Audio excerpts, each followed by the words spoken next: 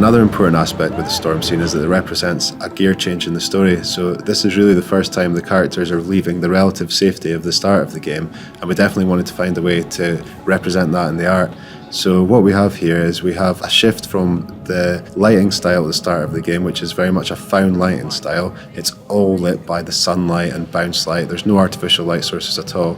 And for the first time then in the storm scene, we changed to a much more filmic, set-lit feel. And that is to get that little feeling of unease there.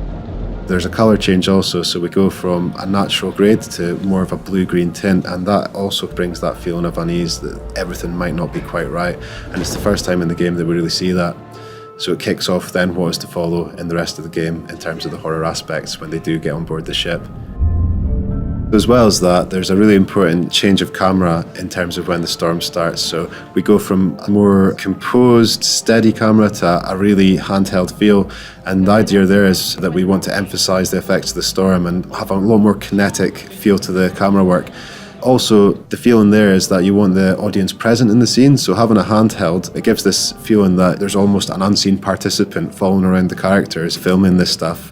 So for example, we try things like every time there's movement or a character is dragged or pushed off, the camera goes with them and follows them, just to get the impression that you're right there with them and you're taking part in the storm as well. So that was quite an important beat. Once the characters journey into the ghost ship, the water's still ever present, and we use audio to remind the players of this with the waves pounding against the hull of the boat, like the heartbeat of an enormous beast with these metal creaks and groans, this leviathan ready to swallow them up at any moment. The underwater content is a very different challenge. There's a different timing mindset you have to consider. It's all about observing and absorbing yourself into that area. We looked at various different reference, film, TV and game reference too. Luckily, 2 of us on the team scuba dived before, which was good. We even went to a local pool and did some film reference for some of the more complicated scenes in the game, the fight scenes. We found in a lot of the reference, the divers would do a small paddle movement with their hands to readjust and center themselves. And also we found a lot of the divers use the environment to pull themselves along and push off from. So we try to incorporate those details into our work.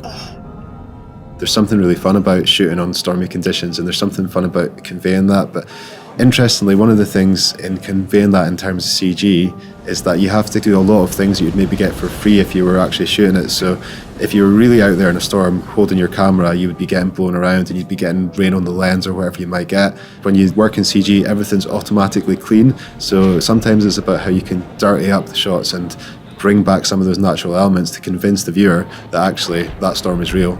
So for example, in the stormy sea, you have a lot of mist, a lot of rain moving around, showing how windy it is, showing how stormy it is, blowing into the camera. So that really adds a lot of life. In the underwater scene, we used it for silt, for plankton, for any kind of dirt and noise in the ocean. And without that, it can really seem quite lifeless. So that was a hugely important element.